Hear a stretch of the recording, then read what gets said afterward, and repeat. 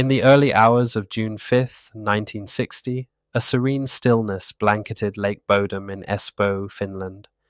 The quiet surface of the water mirrored the pale light of a summer dawn, untouched and peaceful. It was a place where nature's beauty offered solace and an escape from the worries of everyday life.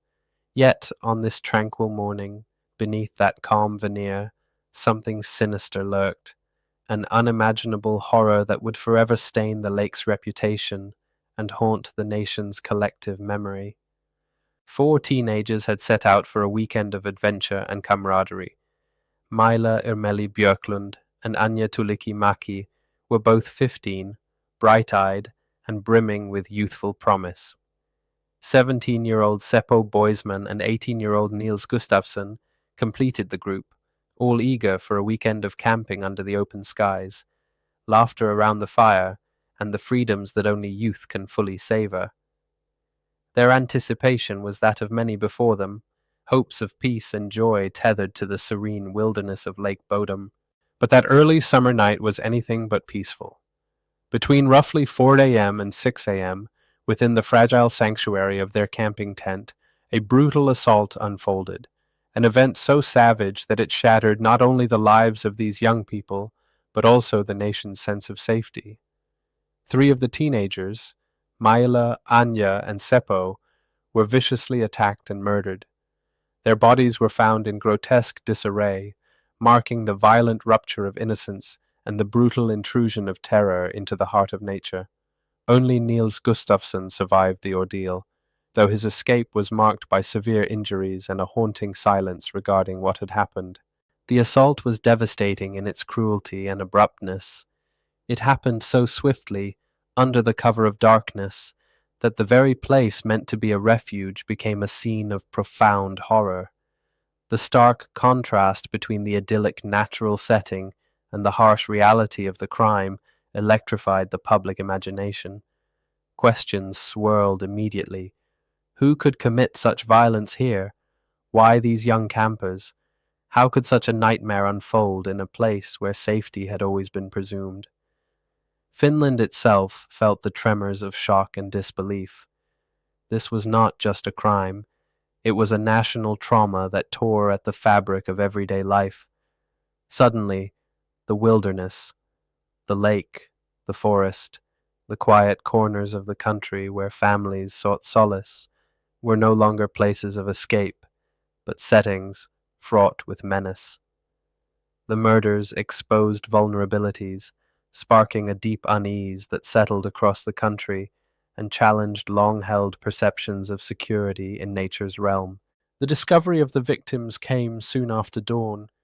2 teenage birdwatchers, drawn to the lakeshore, happened upon the collapsed tent and the chilling scene it concealed.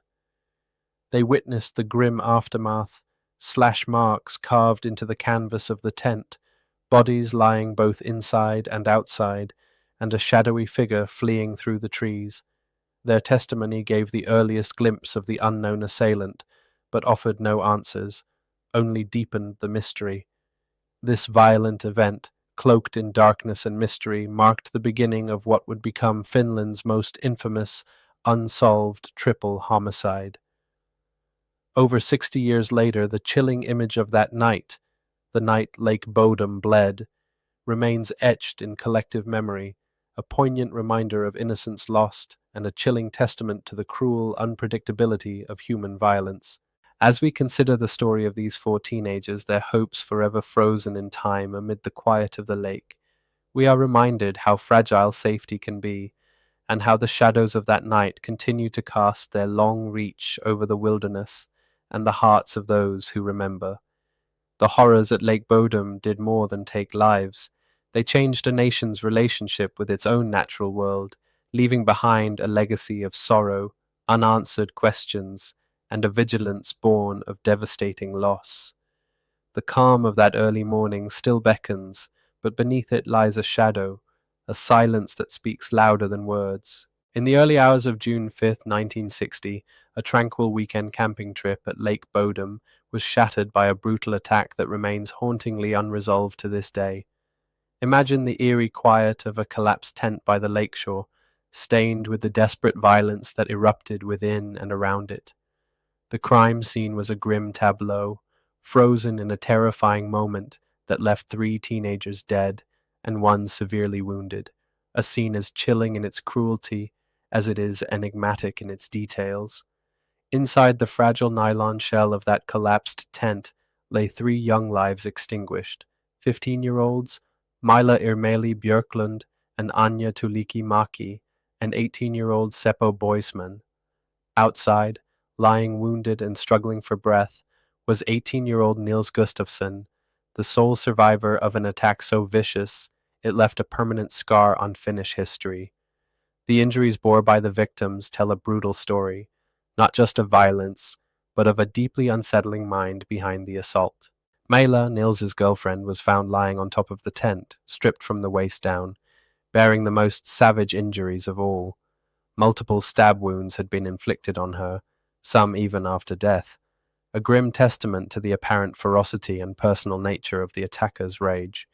The excess brutality aimed at Mela stood in stark contrast to her friends inside the tent, who bore wounds from stabbing and blunt force, yet to a lesser extent. This differential violence suggests the killer harbored a specific animosity, a target of anger far more intense than a random act of violence might suggest. One of the most perplexing and sinister aspects of the crime scene was the killer's mode of attack. Rather than entering the tent, evidence showed the assailant struck from outside, using a knife and unknown blunt instruments, possibly rocks, to breach the defense provided by the tent's fabric. The murder weapons themselves were never recovered, disappearing as mysteriously as the attacker fled into the surrounding darkness. This methodical violence, combined with the killer's choice to remain outside, hints at premeditation and a chilling determination. The scene was scattered with baffling clues. Several personal items were missing, including motorcycle keys belonging to the victims, yet the motorcycles were left untouched. Among the stolen belongings were items such as Gustafsson's shoes, later discovered concealed some 500 meters from the site, an odd act seemingly without practical purpose. The selective nature of these thefts defied typical criminal motives, leaving investigators and later analysts wondering if these items were taken as trophies, or if the actions were meant to misdirect, playing with the investigators' assumptions. The disarray on the shore was first stumbled upon by 2 teenage boys out birdwatching. Around 6 a.m., they heard faint cries and came upon the collapsed tent, their eyes meeting the grotesque scene of large slash marks tearing through the fabric. They saw 2 bodies inside and 2 outside. As they absorbed the horror, their attention was caught by a man, an adult with slicked back blonde hair donning a light blue shirt, fleeing swiftly from the scene into the tree line. This early eyewitness account became one of the first tantalizing pieces of the grim puzzle, yet the man was never conclusively identified or apprehended. To understand the full impact of the attack, consider the victims. Mila Irmeli Björklund, just 15, the recipient of the savage fury; Anja Tuliki-Maki, also 15, found inside the tent with stabbing and blunt force injuries; and Seppo Boisman, 18, similarly injured within the confines of the tent. Nils Gustafsson, the sole survivor, lay outside battered with fractured facial bones and multiple stab wounds. His survival only deepened the mystery, raising anguished questions about what he witnessed, what he remembered, and what he might have been able to do in the chaos of that terrible dawn. The divergent treatment of Mela is perhaps the most haunting detail. Why was she singled out for such extreme brutality? The post-mortem stab wounds inflicted upon her suggest a personal vendetta or a rage that outstripped any logical motive. This was not simply an attack to rob or harm. It was an act that brimmed with raw emotional violence aimed specifically at her. Further compounding the mystery, the seemingly erratic thefts, taking some items, leaving others untouched, bow to no conventional rationale. The missing motorcycle keys, the recovered shoes hidden nearby, and the absence of any found murder weapons, together paint the picture of a killer who might have been playing a cruel game, deliberately sowing confusion to cover tracks, or preserving souvenirs from a night of horror. This grisly tableau, set against the innocent backdrop of a lakeside camping trip, serves as a stark reminder of the unpredictable depths of human darkness. The witnessed flight of the blond man fueled early hopes of a lead, but soon morphed into a haunting question. Who was he? Friend or foe? Passerby or predator? His identity remains locked in the same silence that enveloped the campgrounds after the bloodshed. As we peer into the night's shadowy scene, bodies strewn both inside and outside the torn tent, mysterious absences, and chilling overkill on one victim, it becomes clear that this was no mere act of violence, but an intimate, savage writ upon the lives of 4 young teenagers.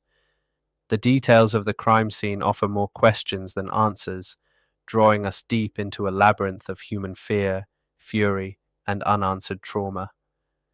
This dark chapter of Lake Bodom's history forces us to confront the raw reality of evil that slipped through the quiet veil of nature's calm. It beckons us to wonder about the killer's identity, his intentions, and his ultimate fate. And while the story will unfold further in time, revealing more suspects and tangled possibilities, the chilling specifics of this crime scene remain an indelible imprint, a tent of terror that silently screams through the years. What happened in those early morning hours? Why was Mela subjected to such cruelty? Who was the fleeing man glimpsed by the bird watchers? And what secrets did the stolen items conceal? These questions linger, gripping our imagination as we move forward into the shadows of the investigation, where answers are elusive and the line between survivor and suspect blurs. The silent, shredded tent by the lake stands as a grave monument to a night when innocence was lost, brutality was unleashed, and the darkest mysteries took refuge beneath the quiet surface of the Finnish wilderness. The investigation into the Lake Bodom murders began under the shadows of critical missteps and missed opportunities, setting a troubled tone that would haunt the case for decades. From the outset, police failed to secure the crime scene, allowing a flurry of activity that destroyed vital evidence. Rather than cordoning off the area and carefully preserving every detail, officers, soldiers, and onlookers were permitted to wander freely across the tent site and surrounding grounds. Trampling, contamination, and haphazard searches eroded the integrity of the forensic trail, making accurate analysis an uphill battle right from the start. Such fundamental errors cannot be overstated. They compromise the entire investigation's foundation and cast long shadows over every subsequent lead. Amid this chaotic and unfocused law enforcement response, the case quickly became mired in confusion. An entangled web of conflicting testimonies, overlooked clues, and puzzling disappearances of evidence. The general sense was one of disorder rather than methodical pursuit of truth, enabling potential suspects to slip through the cracks. Within this flawed framework, several key figures emerged, enigmatic and controversial, each adding baffling layers to a case already steeped in mystery. First was Carl Valdemar Gillström, known locally as the Kiosk Man. A man notorious for his hostility towards campers around Lake Bodom, Gillström had a reputation tinged with menace. He was said to have thrown rocks at children in the area, a behavior that painted him as volatile and aggressive. More striking was an alleged confession he made in a drunken state to a neighbor, claiming responsibility for the murders. This confession, while dramatic, was never substantiated with physical evidence. Police, however, remained skeptical of Gillström's claims, classifying him as disturbed and dismissing the confession as unreliable. Adding to the suspicion, Gillström was noticed in the days following the murders carrying out odd tasks around his property, such as filling a well in his front yard, a detail that some speculated was an attempt to bury evidence, possibly the murder weapons or the missing personal items. Despite these concerns, a thorough search of his property by authorities unearthed nothing incriminating. The story took a darker turn years later when Gillström drowned himself in Lake Bodom in 1969, widely accepted as a suicide. Posthumously, his wife recanted the alibi she had given for him on the night of the murders, confessing on her deathbed that she had been fearful of him and coerced into lying. This reversal undermined the official timeline once more, fueling renewed theories about his involvement and leaving the community with lingering questions. Had the police prematurely dismissed a viable suspect? The second figure casting a long shadow was Hans Assmann, a man shrouded in political and personal intrigue. A German-born, naturalized Finnish citizen living near Lake Bodom, Assmann carried whispers of a dark past. Accusations mounted that he was a former Nazi and possibly a KGB spy. His name surfaced prominently in the aftermath of the murders, heightened by a series of books promoting his involvement not only in Lake Bodom, but other chilling homicides. The suspicions intensified on June 6, 1960, when Assmann appeared at Helsinki Surgical Hospital. Observers noted his blackened fingernails and clothes stained with what was described as fresh red marks. His behavior was erratic and suspicious, nervous, even aggressive, and at times feigning unconsciousness. Hospital staff were convinced the stains were blood, indicating possible involvement in violence. Yet, in bewildering contradiction, police accepted Assmann's hastily delivered solid alibi and declined to scrutinize the stained clothes. They failed to examine this critical piece of potential evidence, a choice that came to symbolize the investigative negligence permeating the case. Assmann's suspicious conduct was dismissed as irrelevant, and this oversight deprived the investigation of a crucial lead. Further deepening the intrigue, news reports at the time described the perpetrator as having long blonde hair. Shortly thereafter, Assmann cut off his own long blonde locks, a fact later corroborated under hypnosis by the lone survivor, Niels Gustafsson. Theories blossomed that Assmann's quick transformation was an attempt to evade identification. Prominent figures in the case's literature, including Dr. Jorma Palo and former detective Matti Paloaro, linked Assmann to 5 other unsolved killings, adding weight to suspicions that official disinterest may have been deliberate, possibly influenced by Assmann's alleged political connections. Public suspicion lingered around him for decades until his death in the late 1990s in Sweden, where he reportedly confessed on his deathbed to a different crime, but never to the Lake Bodom murders. In a third vein of suspicion came Pentti Soininen, a young violent offender known within certain circles for his aggressiveness. In the mid-1960s, Soininen proclaimed to a fellow inmate that he was the perpetrator behind the Bodum murders. Yet the grim reality of the timeline complicated his claim. Soininen was only about 14 years old at the time, casting doubt on whether he could physically overwhelm and kill 3 peers and severely wound a 4th. Skepticism about his confession was widespread, with many regarding it as nothing more than the boastful fantasies of a youth hardened by violence but incapable of such a calculated and brutal act. Each of these suspects was enveloped by a fog of contradictory alibis, confessions both given and withdrawn, and tantalizing yet unprovable connections to the crime. Evidence that might have supported one theory, often unraveled upon closer inspection, or was outright dismissed by authorities, creating a labyrinthine trail fraught with frustration. Vital leads, such as the mysterious hospital appearance of Assmann drenched in what appeared to be blood, or Gillström's alleged but ultimately discounted confession, were sidelined. Missed early opportunities to examine suspicious behavior or to challenge convenient alibis became emblematic of a wider pattern of slip-ups. This multifaceted skepticism left the investigation enshrouded in ambiguity. Rather than converging toward clarity, suspect narratives seemed to pull the case apart into diffused, sprawling fragments. The inability or unwillingness of police to fully explore these tangled threads only deepened the public's sense of unease and mistrust in the official process. As the years unfolded without resolution, frustration mounted, not just among grieving families, but in communities desperate for answers. Ultimately, The Lake Bodom investigation became a story dominated less by firm conclusions and more by the shadows cast by flawed procedures and enigmatic figures. The crime scene's loss of sanctity was emblematic of a larger deterioration of evidentiary clarity, a systemic failure compounded by the complexities of the suspects' profiles.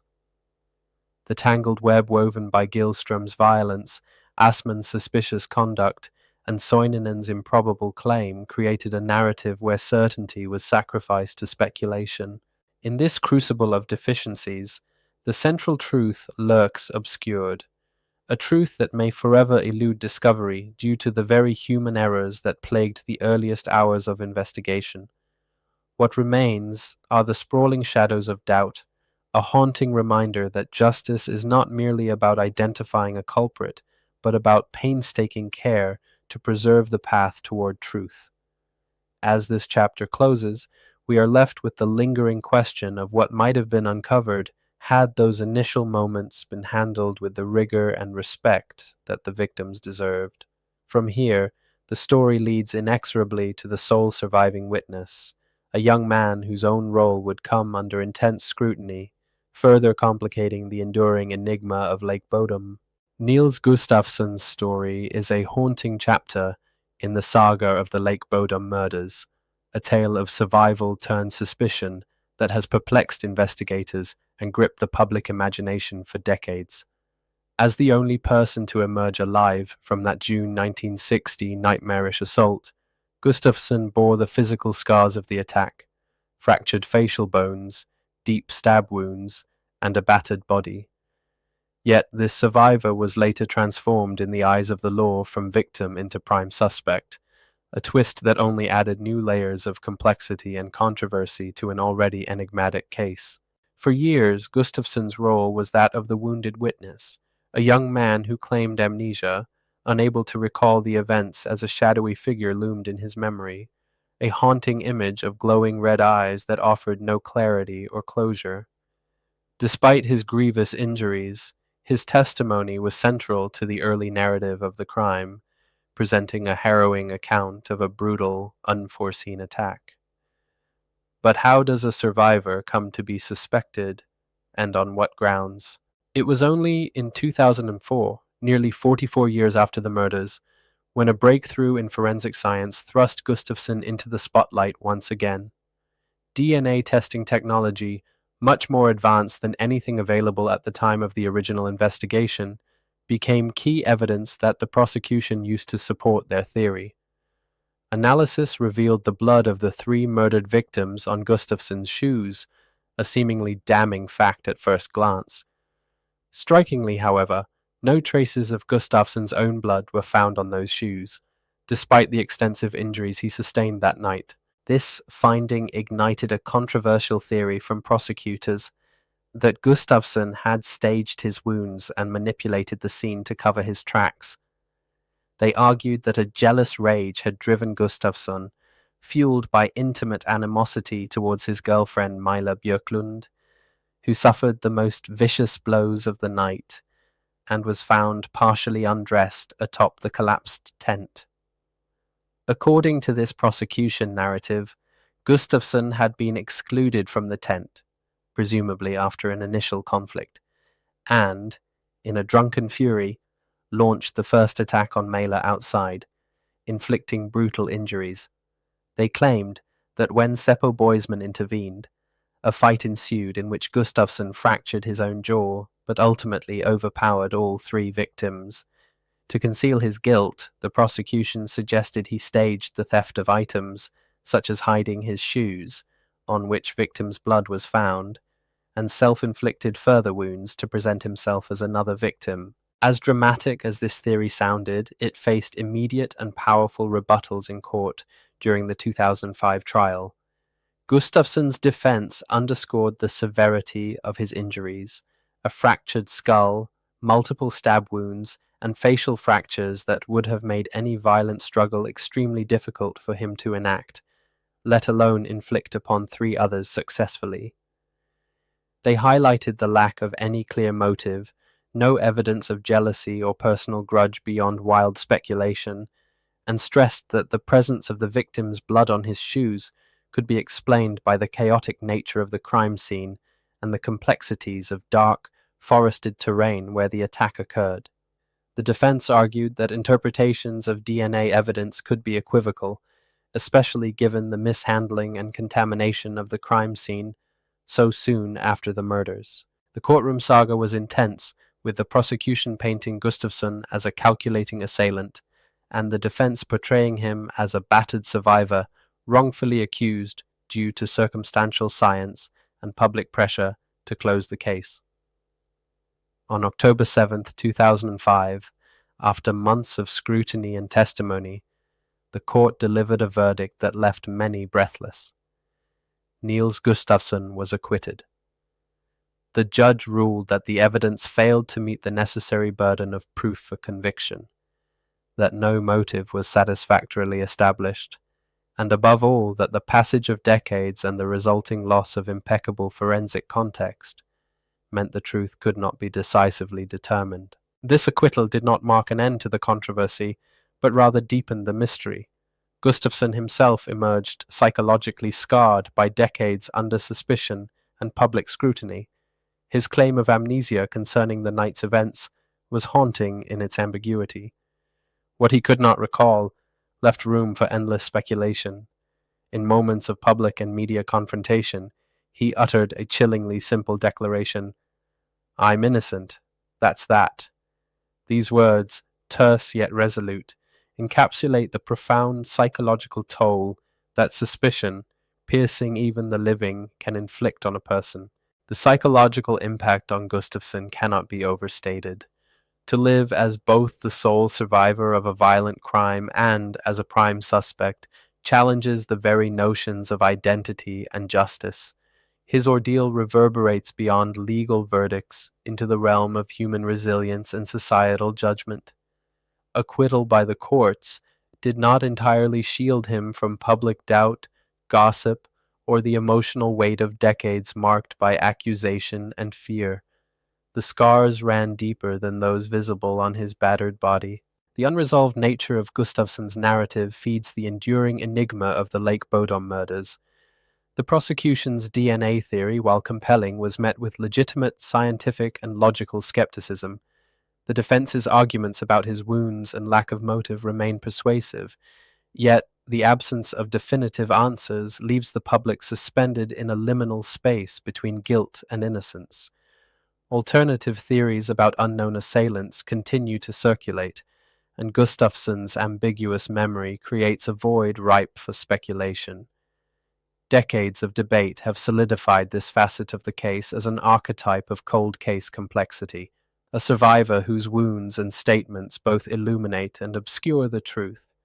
The Lake Bodom murders remain one of Finland's darkest and most mystifying true crime stories, precisely because even the central figure, the lone survivor, is caught in a web of uncertainty. As the shadows lengthen over this chilling chapter of history, Gustafsson's role forces us to confront unsettling questions about justice, memory, and the limits of forensic science. Was he a victim haunted by lost memories and wrongful suspicion, or did he hide a darker truth? The evidence offers no indisputable answers, only theories layered with doubt. In the quiet that followed the trial, the unresolved case continues to captivate. It stirs imaginations, fuels endless discussion, and challenges every assumption about who the true perpetrator might be. The mystery of Niels Gustafsson, both survivor and suspect, remains a chilling reminder that some shadows never fully dissipate and some stories never truly close. This unresolved narrative ensures that the Lake Bodom murders are not just a historical event frozen in time, but a living, breathing enigma that will forever haunt Finnish collective memory and invite us all to question what really happened on that brutal night by the lake.